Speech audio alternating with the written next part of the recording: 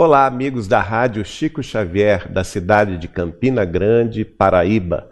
Sejam bem-vindos. Aqui é Geraldo Lemos Neto, do portal Saber Espiritismo de Belo Horizonte e da Casa de Chico Xavier de Pedro Leopoldo.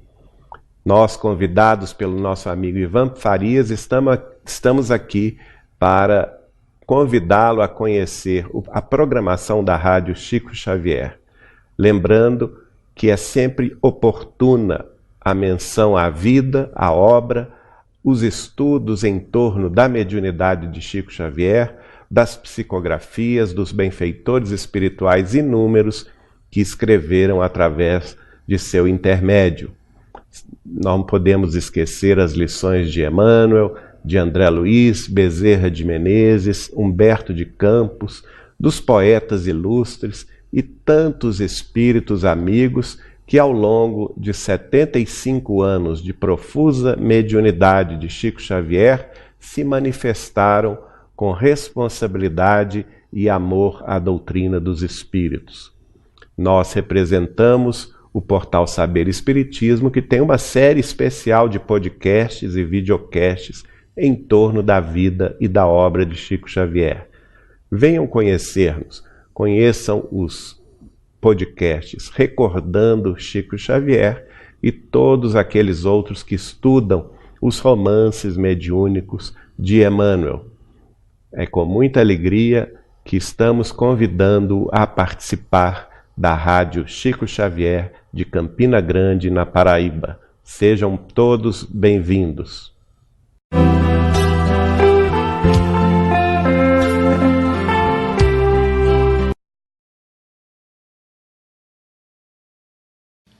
Ilumine o trabalho da noite diante da Casa do Caminho e que a Rosa Crística floresça no coração de todos, tanto os presentes como os se encontrar ausentes que acompanham. Diretamente de Campina Grande, onde estamos falando, da Casa do Caminho, dezenas de estados assistem a nossa programação dos domingos através da televisão Chico Xavier. Especialmente queremos cumprimentar um dos irmãos que tem se dedicado muito ao nosso trabalho, mas que mora lá em Paudalho, no estado de Pernambuco, e que me prometeu que possivelmente hoje à noite ia sintonizar para ouvir as bobagens que possivelmente ele vai ouvir da nossa voz. Então nós queremos cumprimentar de maneira muito carinhosa o irmão Claudio Santos e a sua excelentíssima família, desejando que a Rosa Crística floresça permanentemente no coração de todos os seus familiares e que de verdade ele continue a ser a criatura simples e generosa que ele tem demonstrado ser junto aos trabalhos dessa casa, de maneira muito espontânea, sem que nós tenhamos até o dia de hoje pedido nada.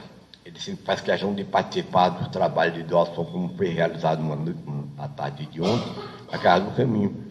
E ele fez espontaneamente e vem fazendo. Nós queremos cumprimentá-lo, desejando sempre que ele traga as luzes que ele guarda no seu corpo de ouro para doar a casa. Muito cordial e extensivo aos seus familiares. Para o que nos interessa.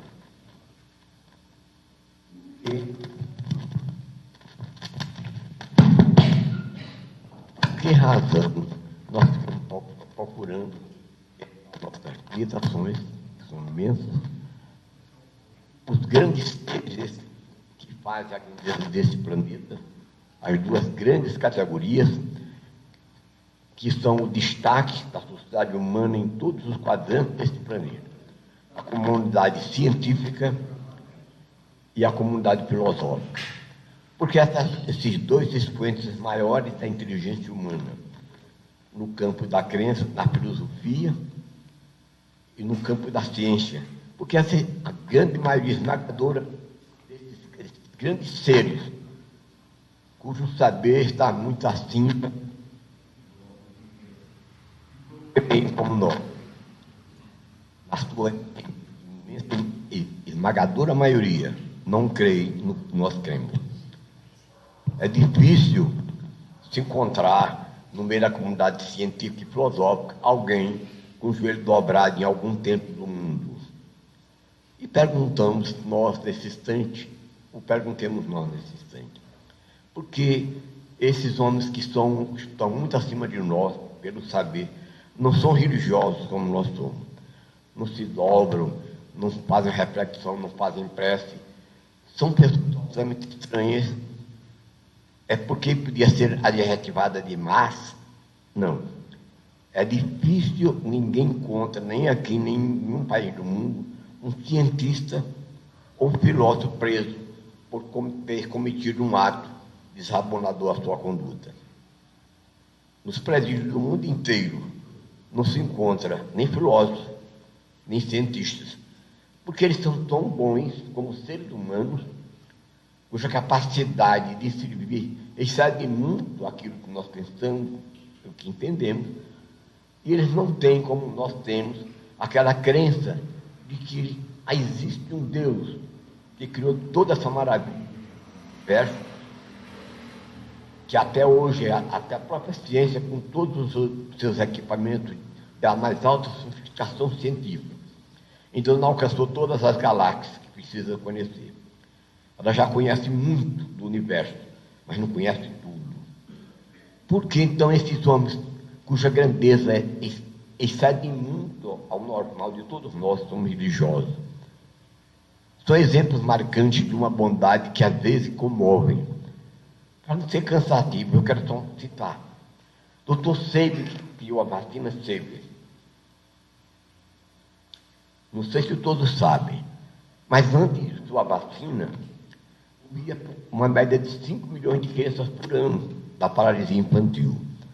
Fora milhões que ficavam deformadas pela vida inteira. Dr. Sebi pesquisou durante 25 anos, até que eliminou que não existe nenhum país mais atrasado do mundo hoje que morra uma criança de paralisia infantil. Não existe mais. E esse homem extraordinário, curiosamente, era judeu, vivia nos Estados Unidos.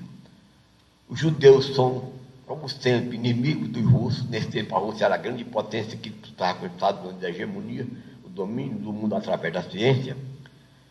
E Dr. Sebi, se quisesse ser o homem mais rico do mundo, só bastava ele cobrar $1 de cada uma vacina.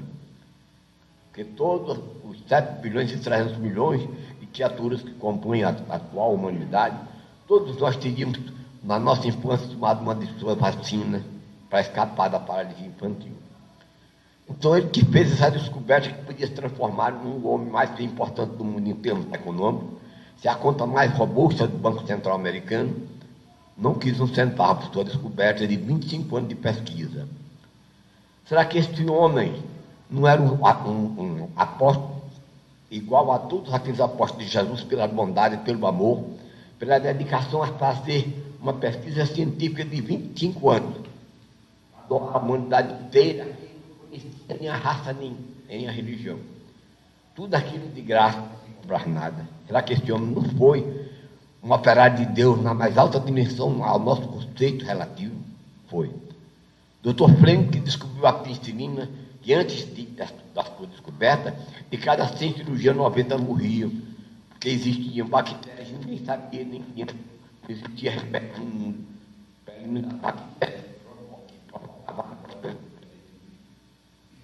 Operário, 90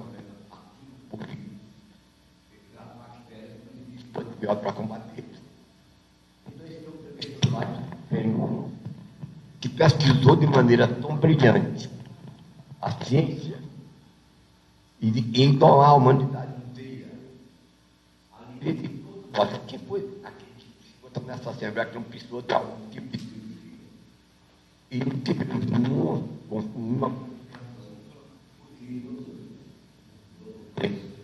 um antibiótico que ele havia descoberto e que doou também a humanidade inteira, privou-nos do sacrifício do luto e de tantos infortúnios que ainda marcam o ser humano em outras áreas da saúde.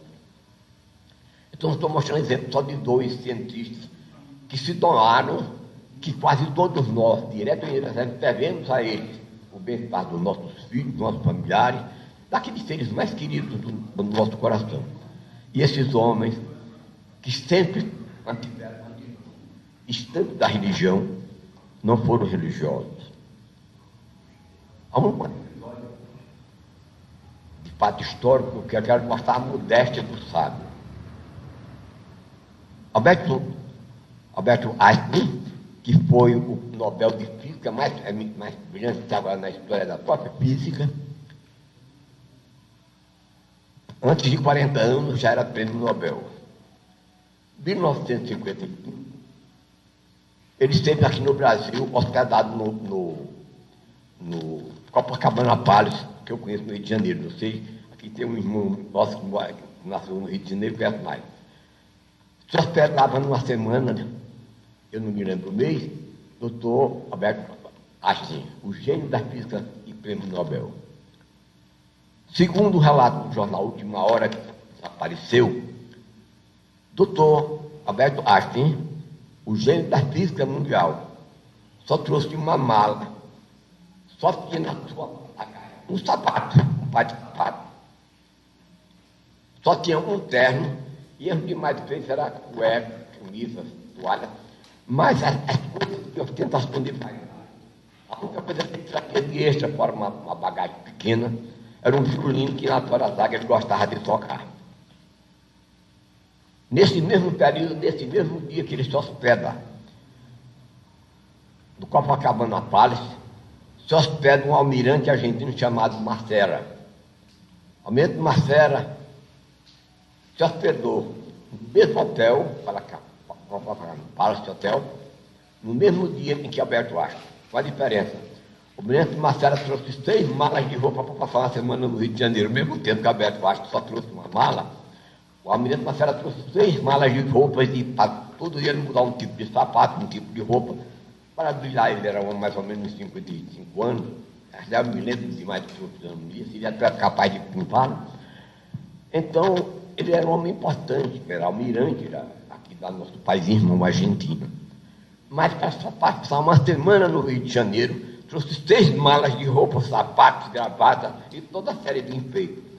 Um gênio da humanidade, que doou a toda a humanidade a física, a relatividade geral, essa ciência que é a culminância da ciência, a ordem da física hoje, como a física quântica, que também Alberto Einstein dominava por imensa propriedade da física quântica. Um gênio da humanidade só trazia extraordinário na sua bagagem um violino. Enquanto Marcelo, almirante argentino, trazia 6 malas de roupa para todo dia mudar de manhã de tarde, de noite, para se exibir possivelmente a possíveis românticas que ele veio encontrar no caminho. Ele era importante. Meus irmãos, eu estava observando assim, os gênios da humanidade, a sua simplicidade para a bobagem, as vaidades inócuas e tolas de nós que não somos ninguém. O almirante Macera traz 6 malas de roupa, Alberto Einstein fez a humanidade com o prêmio Nobel, só traz um violino extra. Eu já contei isso aqui e ainda vou repetir, porque também me merece assim, muita reflexão. O gênio da física morreu ano passado, que era Stephen Hawking. O homem era considerado, pela comunidade científica, o mais eminente professor de física teórica do mundo, era Stephen, morreu ano passado. Um inglesinho que aparecia numa cadeira de roda, que só podia pôr um dedo. E ele mesmo desenvolveu um equipamento para dar aula de física. Certa feita, que eu estou contando aos irmãos para o Brasil inteiro, para alguns países da América, que a semana passada até do Paraguai e do Paraguai e do Uruguai, teve pessoas que assistiram o nosso programa. Então, vamos comparar. Esse físico brilhante que morreu ano passado, Stephen Hawking. Certa feita, há poucos anos, não faz muitos anos, eu guardei, assim, mais referência aos homens realmente maiores, bem maiores de que nós. Um dos seus estudantes na Universidade de Cambridge, onde ele estava alta, lhe contou uma pessoa toda ingênua que para nós não teria grande importância. O jovem aluno contou ele que foi passar uma semana numa propriedade rural, administrada por um humilde, e essa perna na propriedade, tinha vacaria, plantações de uvas. E, na intimidade com o Camponi, em determinado momento, aquele aluno de Stefan contou ao Camponi que a Terra estava girando no espaço. Quando contou isso contou ao Camponi que a Terra girando no espaço, disse: não, doutor, não venha com essa conversa, isso não tem fundamento nenhum. De maneira nenhuma. A Terra, esse aqui é a Terra. Não, Terra não é. Mas não tem fundamento. Mas a ciência, os homens de ciência, mas é muito bom disso, ela está girando. Até a velocidade, não tem nada. Não admitimos nada. O riacho não passa, corre do mesmo jeito, o curral não sai do canto, a vaca não muda, não anda para trás. Essa conversa não tem fundamento. Se ela estivesse tirando, aqueles animais caíam na areia para. Não houve jeito do rastro desse. Não teve. Toda a argumentação que ele usou, evocando o depoimento científico, o Camponi não admitiu. A Terra não gira, coisa nenhuma. Então, quando a Terra não gira, aí eu perguntei, e finalmente, se ela não gira, ela está simplesmente apoiada em quê? Aí ele teve uma ideia luminosa, que eu chamo de luminosa, que até então nenhum cientista do mundo contestou com uma observação cheia de ingenuidade e até certo modo merece uma reflexão nossa, não de piedade, mas até de admiração, porque cada um dentro das suas limitações. O Camponi simplesmente disse ao seu patrão: doutor, a Terra está em cima de 4 elefantes gigantes. Ele tinha visto um elefante no ciclo, foi a coisa mais importante que ele tinha visto até então, era um elefante. A Terra está em cima de 4 elefantes gigantes. Deu essa opinião de caráter científico tão grandiosa. Aí o senhor disse: meus parabéns. Eu parabenizo, porque realmente você tem uma teoria diferente. O cientista do mundo todo pensa que a Terra gira, você agora mostrou ao contrário, que a Terra está em cima de 4 elefantes gigantes. Deu os parabéns a ele por uma conversa dessa, contrariando todos os princípios científicos. E quando ele estava muito esses elefantes estão apoiados em quê? Isso eu não sei, doutor, isso eu não sei, não. Assim, com a telefone, tá, agora que eu ia princípio. Não. Meus irmãos, nós estamos na mesma linhagem. Aquele que não sabemos de nada. A despeito das vaidades novas, todas ingênuas. Nós não sabemos de coisa nenhuma. O que nós sabemos é muito pouco diante do que precisamos saber um dia. Nós somos hoje 7 bilhões e 3 milhões de almas. No meio desses 7 bilhões, a comunidade científica filosófica não representa talvez nem 1%. São as pessoas que mais sabem. E são, por incrível que pareça, as pessoas mais simples. Ninguém aqui é capaz de apontar que nenhum desses grandes físicos do mundo, esses grandes cientistas, esses grandes descobridores das coisas mais importantes que nós evocamos há poucos instantes e falamos, como a vacina SEB, os antibióticos, nenhum homem desse, que foi um benemérito da humanidade inteira, deixou um centavo no Banco Central americano, enquanto nós temos milhões de pessoas com bilhões de dólares pelo mundo. Esse realmente benemérito da humanidade, ao menos do que se sabe até hoje, nenhum desses eminentes pensadores da área científica tem uma conta respeitável num banco importante. Não. Há uma passagem da vida de Albert Einstein, que às vezes é contada pelo professor Humberto Rhodes, que eu tive a honra de conhecer pessoalmente, em que, de 1945 a 1950, o professor Humberto Rhodes, que foi, na minha opinião, o mais profundo teólogo do cristianismo no Brasil, que eu tive a honra de conhecer e ouvir falar por vários anos, ele foi colega de Albert Einstein no mesmo período. Albert Einstein ensinando a filosofia de Pittsburgh, ensinando física, e o professor Humberto Rhodes ensinando religiões comparadas. Fizeram uma amizade muito carinhosa. E ele conta um episódio que esses homens eminentes, assim, cujo conhecimento está muito acima do nosso, são tão desapegados das nossas ansiedades, das nossas tolices, que tem coisas assim que aos nossos olhos parece tão ingênuo que é quase impossível acreditar-se. O próprio São Bento Rony conta isso numa obra, se alguém quiser um dia eu trago para ver, esse depoimento dele, que sempre na hora do almoço, na Universidade de Pito, cada um ensinava em um departamento da universidade, e na hora do almoço, cada um, a seu critério, ia para um restaurante da universidade almoçar. E quando havia o encontro com o professor Humberto Rony, com o Humberto Einstein, sempre era 10, 15 minutos de bate-papo amoroso, carinhoso, que se tornaram amigos muito íntimos. E o próprio Humberto Rony disse que se dirigia para o restaurante quando o Humberto Einstein já vinha saindo do restaurante, já ia para um outro departamento do seu trabalho. Aí começaram a trocar ideias, e em determinado momento o Humberto Einstein se virou para o professor Humberto Rony e perguntou: professor Rony, o senhor viu seu vídeo do restaurante ou voo? Aí o professor Humberto: não, professor, o senhor veio do restaurante, o senhor viu que eu vim, então eu almocei, não tinha consciência que tinha almoçado. Então os gênios da humanidade são tão fora da realidade nossa, das nossas preocupações, que ele passou a acreditar que tinha almoçado porque o professor Humberto Rony disse que viu que ele tinha vindo do restaurante. Mas ele não se lembrava que tinha estado no restaurante. Então são esses os homens que fazem o progresso e vão fazer mais ainda, talvez daqui mais uns 200 ou 300 anos, quando através da ciência, que não para de crescer a todo dia, que estão milhares e milhares de laboratórios no mundo pesquisando os assuntos de mais alta relevância, são esses homens que vão descobrir, talvez no máximo uns 300 anos, que existe Deus, da nossa crença mesmo ingênua, sem nenhum preparo.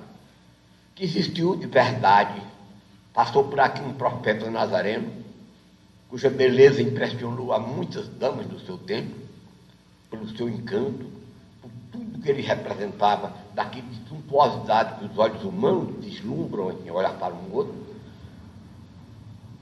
e ensinou coisas extraordinárias e muito singelas. Já imaginou se parássemos todas as preocupações filosóficas das chamadas obras sagradas do mundo e restasse tão somente o amor que Jesus edificou com tanta dor no madeira ignominioso? O amor fosse e será um dia a verdade suprema de toda a humanidade, quando, através da própria ciência, um dia vai se descobrir que quando o homem descobrir o amor na sua plenitude, ele vai descobrir também que dentro do seu coração, esse Deus quase hipnótico, quase hipotético, da descrença de muitos filósofos, de muitos cientistas, nunca esteve ausente um só instante do coração de todos os seus filhos, que somos nós, e os cientistas também. Mesmo pigmeus como somos, dentro de todas as criaturas humanas, seja das tribos africanas as mais atrasadas, as mais suntuosas metrópoles do mundo, aos homens mais eminentes pela ciência ou pelas riquezas mundiais, jamais uma só das criaturas do mundo deixou de ter um só instante a presença de Deus nos seus corações. Mas por que eu não descubro? Porque o cientista que sabe milhares ou milhões de vezes mais do que eu não descobre. Mas vai chegar tempo que será descoberto todas essas verdades que nós estamos tentando querer explicar, ou como fazer uma advertência e pedir uma reflexão de todos. Quando o homem de verdade, na sua grande maioria que fazemos a humanidade, pensar firmemente em amar, mas esse amor, não esse amor de mentira, esse amor chantagem, esse amor que hoje se troca beijo, amanhã se troca tapa, não. Esse amor que hoje a gente está elogiando com a adjetivação mais pomposa do mundo, no outro dia nós estamos trocando ofensas, não, esse não é amor. Esse é aquele que Augusto dos Anjos, o grande poeta paraibano, de chamar que o amor na humanidade é uma mentira. O amor que nós vivenciamos no mundo é até certo modo, com devido perdão pedindo a todos, presente e ausente. O amor ainda na humanidade é uma mentira, como dizia Augusto dos Anjos. E é por isso que na minha lira de amores fúteis, poucas vezes falo e dizia no verso: Por que não amamos? Isso é tão fácil se amar. Mas odiar não, odiar precisa de inteligência. Eu preciso fazer cálculo matemático para filiar juros, destruir a vida dele, acabar com a sua família, com os seus negócios. Precisa de inteligência. E para se amar não se precisa de nada, de todas essas sutilezas. Não precisa frequentar uma academia de letras, uma universidade de ciências, não. Para se amar basta tão somente nós descobramos que dentro do nosso coração, a despeito de tanta imperfeição que nos cobra ainda de sombras, dentro do nosso coração, há uma partícula de Deus que nas escolas ocultistas que nós fazemos parte, chamam de átomo crístico. Nós usamos uma linguagem que o átomo crístico, a razão quando eu estava saudando a todos os irmãos presentes e ausentes pela televisão, eu desejei que a rosa crística florescesse no coração de todos. Foi a minha saudação, as primeiras palavras. Essa é a saudação que nós fazemos todas as vezes que temos uma necessidade de falar. É desejar que a rosa crística floresça no coração de todos. Que o odor das violetas seja constante no nosso caminho. Porque eu uso esses dois termos que não é normal escutar em nenhum tempo. Porque na linguagem que chamamos da rosa crística, é o átomo crístico que nós temos no nosso coração. Que quando a gente ama de verdade, os grandes videntes veem uma rosa de imensa beleza dentro do coração humano. Quando nós amamos, quando a gente sai do condicional para o imperativo. Quando o nosso coração é realmente todo possuído de amor, a rosa crística floresce no nosso coração, e nós não temos mais mágoa de ninguém, não temos ressentimento de ninguém, não falamos mal de ninguém. Seremos como o bom samaritano da passagem do Evangelho de Jesus. Uma pessoa amorosa para tudo e para todos os caminhantes que nós encontrarmos na estrada. Olharemos com mais profundo amor a criatura. Pouco importa se ela tem um aspecto de velhice ou de juventude, que tenha beleza ou não. Nós vamos olhar com profundo amor, porque tudo que existe nesse universo, que entendamos ou não, é propriedade de Deus, não é propriedade nossa, nem dos nossos líderes ou dos nossos cientistas. Todo esse universo é uma emanação da grandiosidade de um ser cuja grandeza excede muito o conhecimento humano.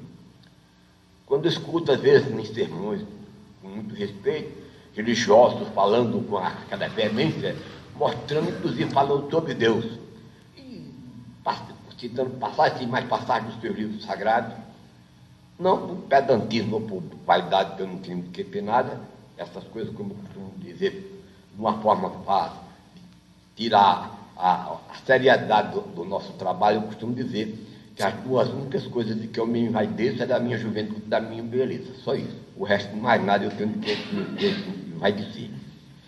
Então, meus irmãos, a grande verdade é que esse Deus nos tornou ainda do nosso conhecimento direto, porque nós não amamos. Às vezes pensamos que amamos, não. Nós desejamos alguém que completa, dentro da nossa mente limitada, aquele ser que tem um encantamento diferente e que nós gostaríamos de ter sempre ao nosso lado, trocando afeto e carinho com aquela criatura. E pensamos que seja amor, não é isso. Amor é um trabalho como a irmã Dulce fez, que eu falei aqui o mês passado, nesse mesmo dia. A irmã Dulce amou. Foi uma das poucas criaturas que passava a noite sentada numa cadeira e passou 17 anos, por causa do enfisema pulmonar. E quando se batia de madrugada no Hospital Santo Antônio, que ela dirigiu e fundou, e foi tudo. Uma série de instituições que ela fundou na Bahia. Ela se levantava para ir atender, fosse a madrugada que fosse, e ela não tinha nem direito de estar numa cama nos 17 anos, porque o enfisema pulmonar não permitia. Ela dormia numa cadeira inclinada. Agora aquela mulher, bem pequenininha, tinha 1,50 m, 40 e poucos quilos, magrinha. Aquela mulher amou muito, até por justiça. A Igreja Católica agora está decretando nesses dias, dando o título a ela de santa, primeira santa do Brasil, será? Esse ser extraordinário, pequenininha, 1,5 m, com 40 e poucos quilos, chamada Maria Rita Pontes, era o nome dela, que depois de um ano de noviciado, na Ordem Terceira de São Francisco, das Irmãs Missionárias, lá o diretor espiritual mudou o nome dela para Irmã Dulce. E curiosamente, o que nunca fazia, ela estudou em Sergipe, no convento, e foi transferida imediatamente para Salvador. Em Salvador ela foi trabalhar, porque ela foi freira aos 18 anos, passou um ano no noviciado, foi ensinar para uma escola modesta e servir lá numa casa hospitalar. Foi sua missão. Passou 60 anos só trabalhando para o próximo. Nunca trabalhou para ela. Nunca recebeu para ela mesma nada. Não deixou, a não ser uma cama velha que ela não usava, uma cadeira que era o seu conforto, que ela dizia que era a minha boate, ela chamava, quando o médico, diretor do hospital, chegava, dizia: Irmã Dulce, como passou a noite? Doutor, passei a noite na boate. A boate era o oxigênio, que o mundo não funcionava mal, ela tinha que ligar o aparelho do ar para botar no nariz e respirar, porque ela não tinha pulmão para respirar normalmente. Então ela chamava de boate. Eu passei a noite na minha boate. Então essa criatura levou uma vida de amor. Educou 800 crianças, só 2 faltaram a baixa alimentação. 798 das 800 crianças que ela educou, e 8 tomou conta. Quase todos hoje são médicos, engenheiros, advogados, ninguém pagou nada. A única coisa que ela fazia diferente da gente, o que a gente não tem coragem de fazer, é com aquela mão pequenina, passar na cabeça de todos eles, sobretudo aqueles que eram mais trabalhosos, que davam mais trabalho pela brutalidade, pela violência, pelo desamor e que tinham sido gerados e criados. Ela, quando estava muito mais criada, ela dizia: senta aqui perto do meu filho. E ficava com a mão na cabeça daquela ferinha, que eu chamava Capitão de Areia, grande intelectual baiano, membro da Academia de Letras, chamava Capitão de Areia. O menino que dava muito trabalho para a polícia. Ela, com aquela mãozinha pequena, começava a passar a mão na cabeça daquela ferinha, e daqui a pouco aquelas ferinhas ficavam todas mansas, diante da singeleza, e aquela voz tão simples, tão humilde, tão carinhosa.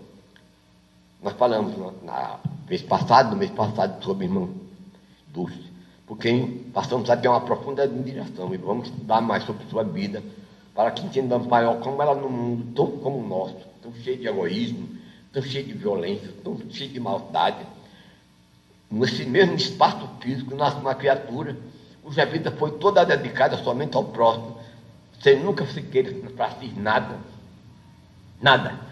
O único objeto que ela deixou fora da cama, aquela cadeira velha, deixou uma imagem de Santo Antônio que o avô tinha doado a ela, que era o santo de sua devoção. Então, meus irmãos, o mestre que ensinou a irmã Dulce a ser generosa, sabe qual foi o prêmio que ele teve em ser bom nesse mundo que nós fazemos hoje? Há 20 séculos passados começa a sua história, em tempo, para o nosso entendimento, nós que vivemos em todas as épocas, que estamos numa coisa aparentemente meio absurda, chamada reencarnação, é a única que tem respostas para nós analisarmos o porquê da desigualdade marcante na sociedade humana em todos os países do mundo. Só tem uma explicação para encontrar. Um bilionário não sabe os bilhões de dólares que tem nos bancos. O outro em plena e total miséria a vida inteira. Nasceu na miséria, vive na miséria e vai deixar um grupo de pessoas também na miséria. Nós perguntamos, por que não todos não seriam iguais? Não.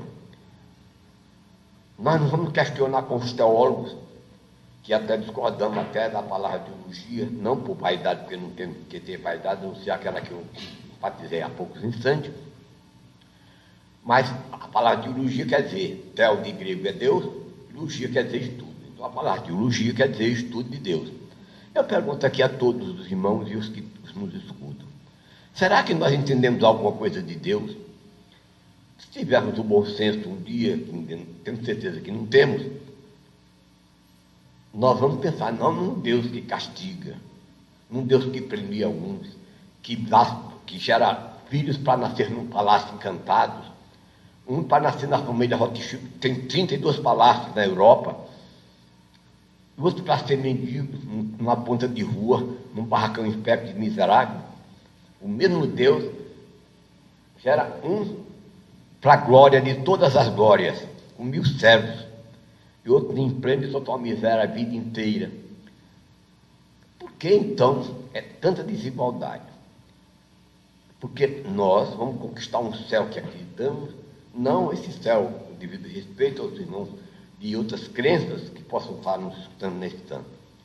Mas essa descrição, essa ênfase que eu escuto nas chamadas religiões comparadas que eu preciso, toda essa empávia de pastores, de sacerdotes, de monges, de tudo, com devido respeito. São letras criadas por homens que foram respeitados, e por todos eles nós mantemos uma profunda veneração, os antigos profetas, seres cujo entendimento abordava temas transcendentais, não do imediatismo das nossas vidas. Então, esses profetas que criaram essas religiões todas do mundo, quando elas foram criadas, não existia ciência. Porque não nasceu mais nenhum profeta depois do século XVI para cá. Quando a ciência pode ele apresentar uma série de verdades e a ciência desmentir com 10 minutos todas as suas verdades. A ciência, nós temos 400 anos de ciência para trás, e todas as religiões importantes, com exceção do Espiritismo, que já nasceu no período chamado iluminista, onde a razão predominava, mas não a fé, como tinha sido até anteriormente, no período. Então, as religiões nasceram num período que não existia ciência. Alguns já nasceram onde já existia filósofos. Mas até o VI século antes de Jesus, período inclusive que o Velho Testamento hebreu ou judeu evoca profetas brilhantes, cuja palavra nós temos profunda admiração, não existia ciência. Os próprios sábios gregos eram exatamente o que os grandes e eminentes gregos, foi a pátria, a despeito de ser pequeno, não chega nem a 10% do que é o Brasil hoje. Esses sábios gregos foram se destacaram no mundo inteiro como os maiores sábios do mundo. E eles tinham o tratamento de sábios, não de filósofos. Até antes não tinha essa terminologia de filósofo. Quem primeiro abordou o tema filosófico ou filósofo, que definiu o que seria um filósofo, foi Pitágoras, no VI século, período, curiosamente, em que os 7 sábios da Grécia marcaram na história da humanidade um momento de imensa glória pela profunda humildade do seu comportamento. Eu já tive a oportunidade de falar dessa casa em certa opinião. Um dos fatos mais marcantes na história da inteligência humana é a taça dos 7 sábios da Grécia, que existiu exatamente há 6 séculos antes de Jesus. É que 7 homens que foram escolhidos como os mais sábios da Grécia, a eles foi dirigido a uma taça construída, uma taça de ouro, com 2 metros de tamanho, um capricho de um rei chamado Crespo, da Lídia, que prestou uma homenagem à Tales da cidade de Mileto, onde tinha um outro filósofo chamado Anaximandro, e, na opinião desse rei poderoso da Lídia, o homem mais sábio do mundo, porque ele era amigo pessoal de todos os sábios gregos, na opinião deles, era Tales. Razão porque ele mandou uma legião de seus ministros e seus oficiais levar aquela taça, a taça dos 7 sábios, em homenagem à sabedoria de Tales. Foi o primeiro homem que definiu que a terra que nós conhecemos, mais de 2 vezes ela era povoada por águas. Até então ninguém sabia que esse planeta que nós chamamos, que temos orgulho de ter nascido nele, tem mais de 2 terços de água. E foi exatamente esse sábio, chamado Tales da cidade de Mileto, que definiu pela primeira vez, quando não tinha nenhum equipamento de pesquisa. Pela intuição, ele disse uma verdade de caráter científico. Então, essa taça foi mandado a Talice recusou, que não se considerava o mais sábio dos gregos. Aniximandro, que era seu companheiro e seu colega, recusou também a taça. Píndaro, que era da cidade de Tebas, poeta famoso e sábio também grego, recusou. Solon, o primeiro que falou uma palavra democracia, que hoje se ouve tanto, de maneira tão demagógica, quem primeiro usou essas palavras, democracia, foi um sábio chamado Solon, um dos 7 sábios da Grécia. O que era democracia na visão do Solon? Porque não seria um governo do povo, para o povo e pelo povo, que é a definição. Ainda hoje permanece a mesma definição que Solon deu. E essa taça circulou por Cleópatra, por Lias, por Píndaro, por todos eles, e todos recusaram a taça porque o rei Creso, quando mandou Físio, o grande artista, o maior artista da antiguidade, fazer aquela taça de 2 metros de ouro, ele simplesmente não botou o nome de Tales. Ele simplesmente botou a seguinte legenda: ao mais sábio dos gregos, uma homenagem de Creso, e mandou entregar a Tales na cidade de Mileto. Tales recusou. E os 6 outros companheiros seus, todos de altíssimo poder de sabedoria, todos recusaram a taça porque não se consideravam mais sábios dos gregos. Fosse hoje no Brasil, né? Pegasse aqui, uma pergunta que era mais sábio, todos nós íamos dizer que se era, que eu ia dizer que sou mais sábio que eles, de quem, e para ficar com a taça. Pois é, esses 7 homens eminentes recusaram a taça porque não se consideravam mais sábios. Aí pergunta, e por que, na sua opinião, o povo mais sábio dos gregos e a opinião hoje de muitos sábios? O mais sábio dos gregos do 6º século foi Pitágoras, e não figurou na relação dos 7 sábios da Grécia. Mas por que Pitágoras não participou dessa relação? Porque Pitágoras estudou com Anaximandro e com Tales, foi seu aluno, que ele era mais novo, 35 anos mais novo do que os grandes sábios. A razão porque ele não figurou na relação dos 7 sábios da Grécia. Mas depois, a posteridade, hoje, os grandes estudiosos, conclui que Pitágoras foi o mais sábio dos gregos. Porque, inclusive, ele teve 34 anos de iniciação, só 22 no Egito e 12 na Babilônia. Os assuntos imagináveis e não imagináveis, ele foi quem primeiro revelou o mundo, foi Pitágoras. Eu tive uma oportunidade de ser feito aqui, na Nova Consciência, me convidaram para fazer uma arenga que eu chamo, essas palestras que não tem sabedoria nenhuma, eu chamo de arenga. E eu, uma dessas arengas, uma vez eu fui convidado e eu falei sobre o gênio de Pitágoras. Ele foi de uma simplicidade. Em tudo, um dia eu vou cansar os irmãos com sua paciência, vou falar sobre Pitágoras um dia, sobre a sua genialidade, o seu saber. É realmente um manancial de beleza a sua vida, hein? Não só pela sabedoria de que ele mostrou ao mundo, de que ele era portador, mas sobretudo de profunda humildade, a profunda simplicidade que ele teve em sua vida. São coisas quase inimagináveis. O pastor, ele foi para o Egito, tinha 20 anos.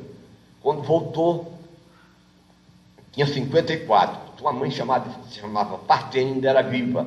O pai tinha morrido, mas era da cidade de Samos, e sua mãe ainda era viva, chamada Partênia. Então, a vida de Pitágoras, a gente falar 1 hora, 2, 3, é pouco, pela beleza de sua sabedoria e a maneira humilde como ele tratava as pessoas. A sua genialidade não só era o seu conhecimento de todos os assuntos que se levavam, ele sabia sempre mais do que todo mundo. Era a profunda humildade que ele tinha para com todas as pessoas. Um dia eu me proponho aqui falar, se alguém quiser falar sobre um dos gênios da humanidade chamado Pitágoras. Então, meus irmãos, porque a comunidade filosófica não aceita Jesus, eu sabendo das minhas limitações, não sei de nada, creio em Jesus, creio que existe Deus. Agora, se me pedirem, qualquer um de vocês, para eu falar sobre Deus, eu vou dizer que não sei nada. E se alguém tiver um bom senso, vai dizer que não sabe coisa nenhuma. Porque sabe o que é que nós sabemos sobre Deus? Eu e todos os pregadores do mundo inteiro, de todas as religiões juntos, o que é que sabe de Deus? Nada, nenhum de nós sabe de coisa nenhuma sobre Deus. Todos nós acreditamos em Deus. Agora, saber sobre Deus, só Jesus teve esse privilégio, que andou por esse mundo, que conhecia e sabia, e por 44 vezes nos evangelhos ele chama esse Deus de Pai. No ano 325 já da nossa era, quando Constantino Magno era imperador romano, que de verdade era o Papa que mandava na igreja, foi ele, porque até 312 os cristãos se viam aos leões para os dias festivos de Roma, era brincadeira, mas no ano 313, Constantino proibiu a matança contra os cristãos, qualquer perseguição ou crucificação, tudo ele proibiu. E passou a valorizar e dar ordem aos seus generais em todas as 113 províncias que ele governava o mundo, ele governava 113 povos, que os seus oficiais, seus generais, trabalhassem em comum acordo com os seus bispos, que já no ano 325 da nossa era, já tinha mais de 300 bispos da igreja cristã, que até então era perseguida 13 anos antes, já tinha 303. E esses 303 bispos, reunidos numa cidade chamada de Nicéia, que hoje pertence à Turquia, houve o primeiro grande concílio chamado, como é que foi esse, Nicéia. E esses 303 bispos reunidos tinham uma dúvida levantada por um bispo chamado Ário, uma seita chamada arianismo, vem de Ário. Ário foi um desses 303 bispos que acreditava, baseado no Evangelho, nas 44 vezes em que Jesus se diz filho de Deus, ele acreditava que Jesus era filho de Deus, mas não Deus, mas era filho de Deus. E 2 bispos se recusaram a votar e 300 votaram que Jesus era Deus. Então, a partir do ano 325 da nossa era, Jesus perdeu a condição de filho de Deus para passar a ser Deus. Então, Deus Pai, Deus Filho, Deus Espírito Santo. Mas até o 324, Jesus era somente filho de Deus e os bispos só pegavam Jesus como filho de Deus. Mas são problemas do emaranhado chamado teológico, estudo de Deus, que ao menos os bispos pensam que sabem, os pastores também pensam que sabem, os religiosos de todas as regiões também pensam que sabem, e falam sobre Deus com amor, naturalidade, como se de verdade nós tivéssemos. Nós não sabemos coisa nenhuma, nem dentro da nossa própria casa, não sabemos nem o que pensam os nossos filhos, as nossas esposas, os nossos esposos. Então, temos que ter mais humildade e reconhecer que nós temos um conhecimento muito limitado. Agora, não podemos admitir, por não sabermos definir Deus, que extrapola os limites da nossa intelectualidade, da nossa cultura, porque nenhuma ciência, não há nenhuma cadeira em nenhuma universidade do mundo que tenha condições de ensinar nada sobre Deus, nenhuma universidade do mundo.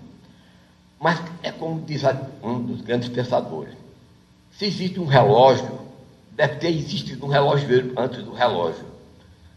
E nós partimos de uma premissa, segundo as palavras de Jesus. Se Jesus foi o mais sábio dos homens que passou por aqui. Segundo Ernesto Renan, que eu gosto muito de citar, obra monumental que eu tive a oportunidade de ler agora, semana passada, Ernesto Renan era agnóstico. Lembrando aos irmãos que o agnóstico é aquele que nem crê nem descrê. E o ateu é aquele que não crê em nada. E o religioso é aquele que acredita num Deus, seja a maneira dele. Seja o tribal africano, que acredita no Deus da sua forma, como o mago indiano, o faquin indiano, que crê num Deus diferente. Pouco importa o nível cultural de cada um. Mas na nossa maneira de apreciar, eu, por exemplo, acredito em Deus, não pelos livros sagrados que li, de todas as religiões. Com toda a sinceridade, baseado nos livros que eu leio, eu seria ateu. Não, nenhum me convenceu. Mas eu creio em Deus, e será meu ponto culminante, porque Jesus falou por dezenas de vezes, se referindo a Deus como meu Pai, e mandou e deixou um só mandamento, que completa todas as enciclopédias do mundo. Ama a Deus sobre todas as coisas e a teu próximo como a ti mesmo. Será que esse conselho tem sabedoria? Será que nós amamos uns aos outros de verdade, como Jesus nos aconselha? Será que nesses 2 bilhões de cristãos que somos a comunidade cristã no mundo, será que tem alguém levando a sério esse amar uns aos outros, que Jesus disse de maneira tão singela? Ama a Deus sobre todas as coisas e ao próximo como a ti mesmo. Será que nós estamos amando ou estamos nos tolerando por necessidade? Se tivermos bom senso e honestidade para conosco mesmo, vamos chegar ao ponto que nós estamos nos tolerando, porque necessitamos dos outros. Mas se nós não dependêssemos dos outros, nós teríamos feras bem piores do que somos ainda hoje. Então, Ernesto Renan era agnóstico. Nunca ninguém viu, nem ele, nem a comunidade dos filósofos ou dos cientistas, ajoelhado numa igreja, ou levantando a mão, ou levantando uma Bíblia, ou qualquer ou Alcorão, ou os Vedas, ou qualquer uma das obras monumentais, ou Quando a Vesta, ou o Caminho do Meio do Buda, qualquer um. Ninguém vai encontrar em nenhuma universidade, em nenhuma igreja, um desses homens eminentes, tanto da comunidade científica e filosófica, ajoelhado, fazendo promessas a uma divindade para ter isso ou aquela vantagem. Porque nós só oramos a Deus para pedir alguma coisa. Será que alguém já orou a Deus para pedir pelo próximo, sem pedir para si mesmo, para os seus filhos, para os seus familiares? Não. Primeiro a gente ora pedindo para a gente, para aquele que a gente é mais frente, é mesmo que pede ao nosso esposo, à nossa esposa, ao nosso pai, à nossa mãe, ao nosso irmão. Mas Jesus não fez essa particularidade. Jesus mandou que nós nos amássemos todos, como ele nos amou.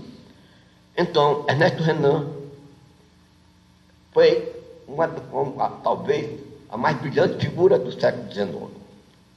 Membro da Academia de França, foi historiador, foi filósofo, foi filólogo, foi antropólogo, todo o que nessa analogia que a gente quer botar, todas as áreas do conhecimento humano, ordenamento ele tinha doutorado.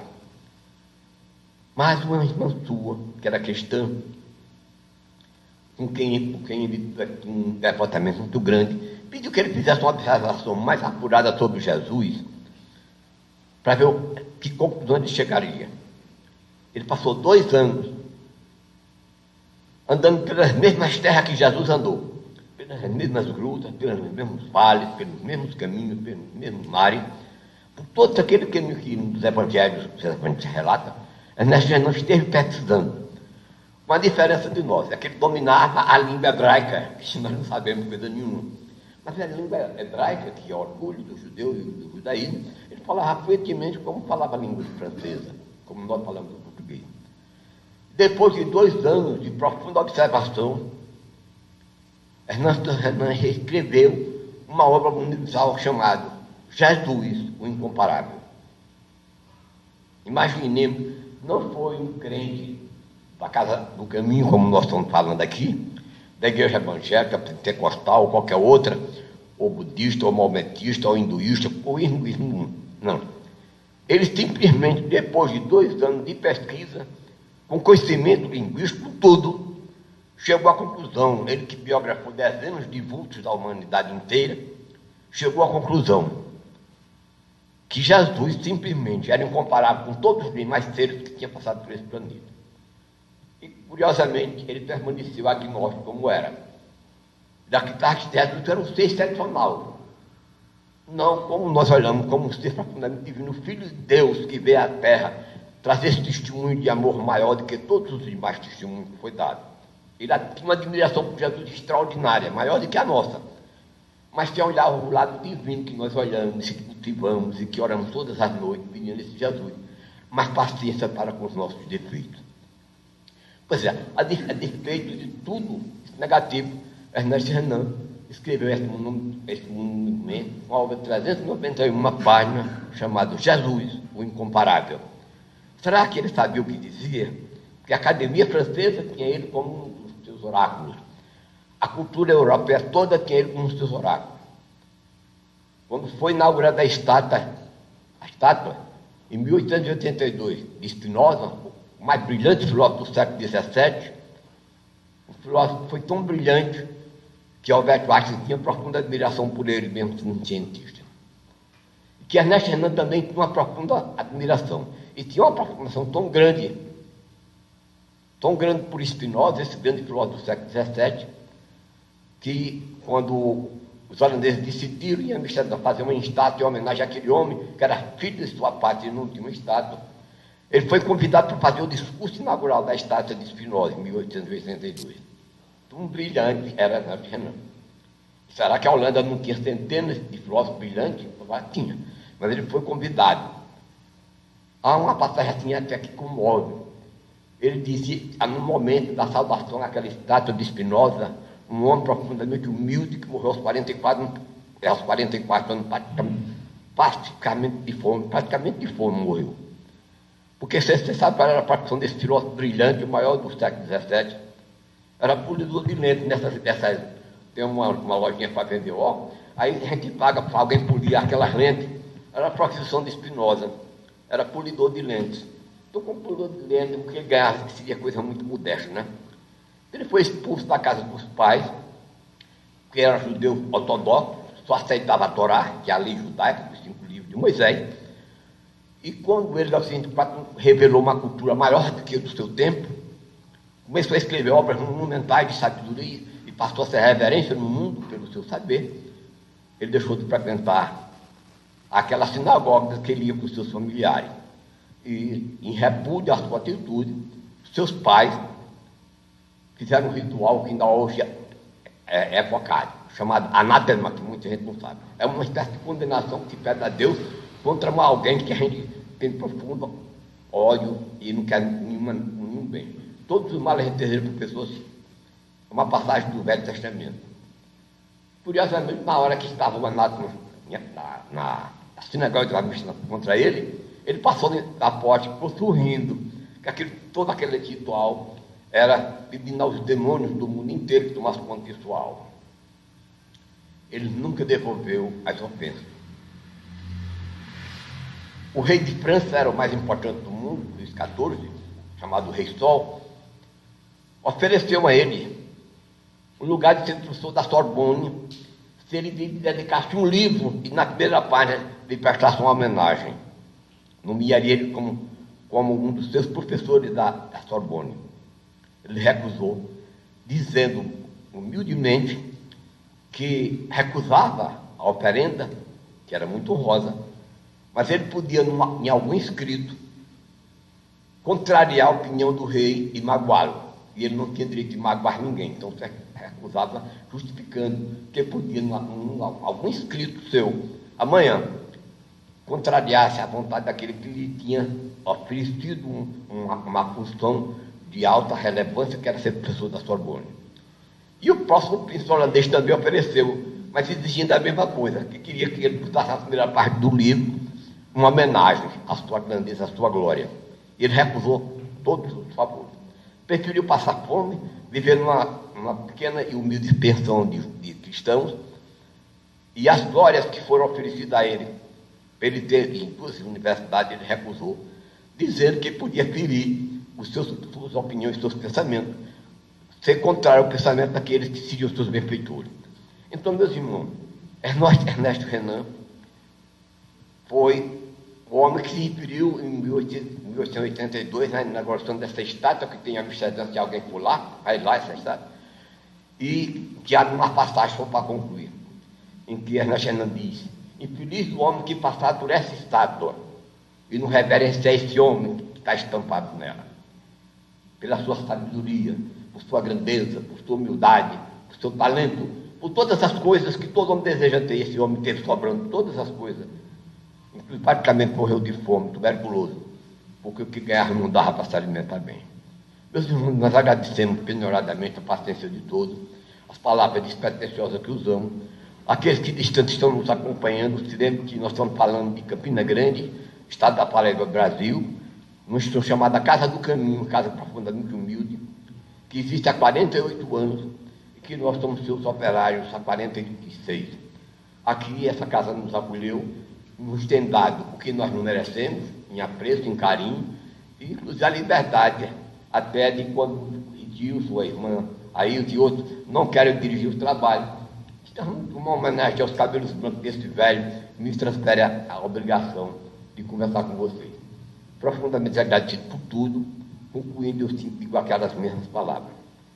Que o odor das violetas seja constante no caminho de todos os irmãos aqui presentes, como nos irmãos que estão nos assistindo ao longo pela cadeia do Chico Xavier. Obrigado a todos, e paciência e muita luz no caminho. Agora vamos encerrar.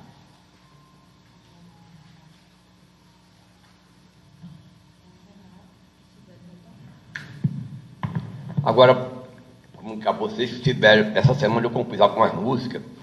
Eu gosto de compor sinfonia, ele vai tocar alguma coisa que eu compus para ele. Ele nunca disse que foi o compositor, mas eu gosto muito de compor para ele, faz muito tempo, né? Então é esse gênero que eu...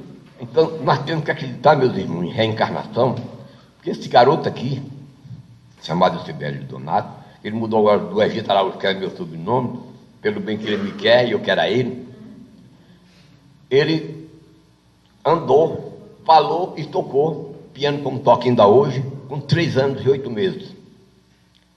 Desde 3 anos e 8 meses que ele toca piano, toca em 2 pianos ao mesmo tempo. Eu tenho foto dele que toca em 2 pianos, e nunca aprendeu uma nota com ninguém. Mas como ele tem o meu sobrenome da Gita Araújo, foi a minha genialidade que eu passei para ele. Que Jesus abençoe. Ele vai tocar para todos vocês, como sempre, um bocado de música que ele não diz que essas músicas eu componho, não, mas eu componho para ele muita música bonita. Obrigado pela tua paciência. Agora vamos encerrar a atuação. Pai, sabemos que... Meu irmão Chico, nossa eterna gratidão.